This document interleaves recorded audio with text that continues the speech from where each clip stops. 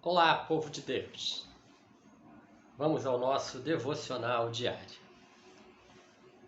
Temos início ontem a leitura da carta aos Hebreus.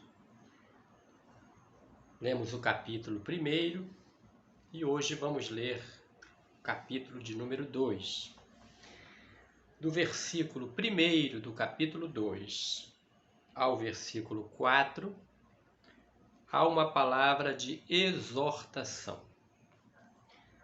A partir do versículo 5 até o 18, concluindo o capítulo 2, vem um texto que traz como tema o sacerdócio de Cristo. Base escriturística, exegese do Salmo 8. Vamos à leitura. Carta aos Hebreus, na versão da Bíblia de Jerusalém. Exortação, versículos 1 ao 4 do capítulo 2, diz assim: Pelo que importa, observemos tanto mais cuidadosamente os ensinamentos que ouvimos, para que não nos transviemos. Pois, se a palavra promulgada por anjos entrou em vigor, e qualquer transgressão ou desobediência recebeu justa retribuição,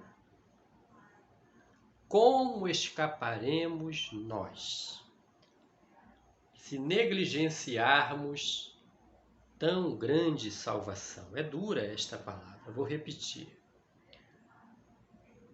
Pois, se a palavra promulgada por anjos entrou em vigor, e qualquer transgressão ou desobediência recebeu a justa retribuição, como escaparemos nós, se negligenciarmos tão grande salvação? Esta começou a ser anunciada pelo Senhor.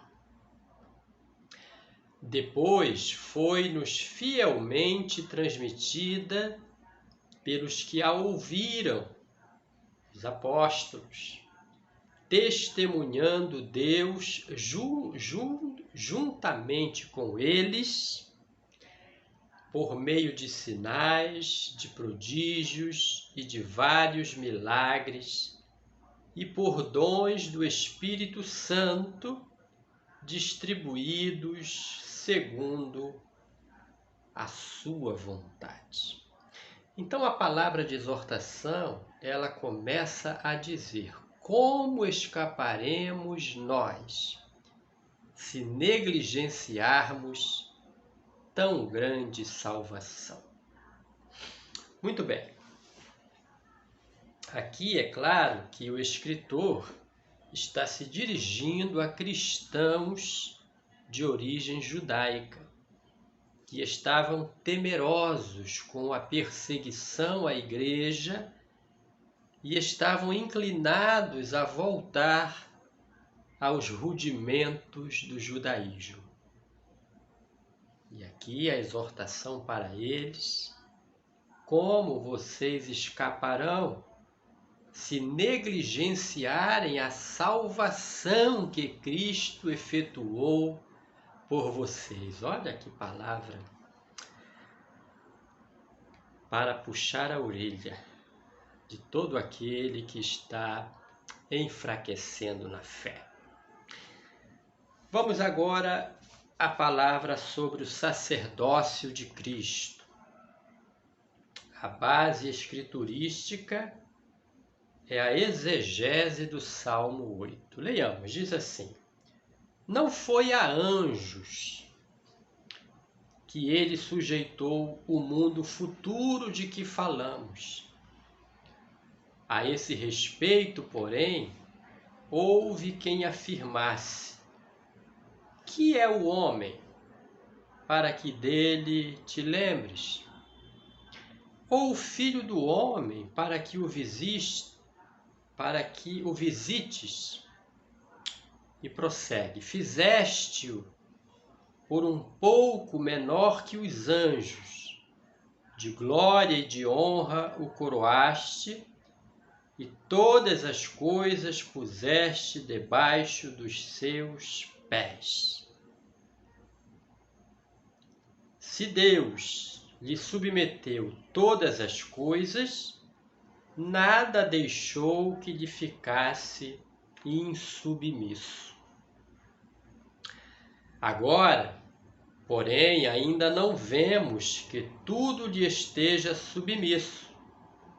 Vemos, todavia, Jesus, que foi feito por um pouco menor que os anjos por causa dos sofrimentos da morte, quando ele se despoja de sua glória para habitar entre os homens. Se Deus lhe submeteu mais à frente, né? Agora, porém, ainda não vemos que tudo lhe esteja submisso. Vemos, todavia, Jesus, que foi feito por um pouco menor que os anjos por causa dos sofrimentos da morte, coroado de honra e de glória.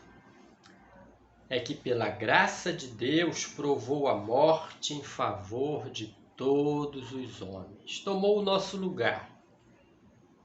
Foi o sacrifício vicário, substitutivo. Eu, você, deveríamos pagar com a vida o preço do pecado. Qual é o salário do pecado? Diz Paulo, escrevendo aos Romanos, porque o salário do pecado é a morte. Mas ele, o Cordeiro de Deus, pagou o preço, a dívida que nos era contrária.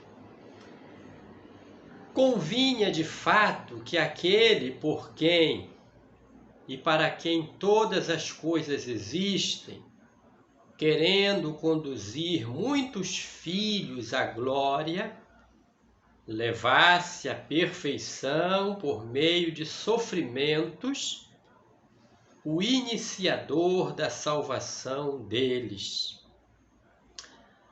Pois tanto o santificador quanto os santificados, santificador é Jesus, santificados nele somos nós. Tanto o santificador quanto os santificados, todos descendem de um só, razão porque não se envergonha de os chamar irmãos, dizendo: anunciarei o teu nome a meus irmãos, em plena assembleia te louvarei, e mais, porei nele a minha confiança, e diz mais: eis-me aqui com os filhos que Deus me deu. Postura de sacerdote. Uma vez que os filhos têm em comum carne e sangue, por isso também ele participou da mesma condição. O Evangelho de João começa dizendo assim: no princípio era o Verbo, e o Verbo estava com Deus, e o Verbo era Deus. E ele conclui esta parte da narrativa dizendo assim, João: e vimos a sua glória, como a glória do unigênito do Pai, cheio de graça e de verdade. Uma vez que os filhos têm em comum carne e sangue, por isso também ele, Jesus, participou da mesma condição. Homem, nascido de mulher, nascido sob a lei.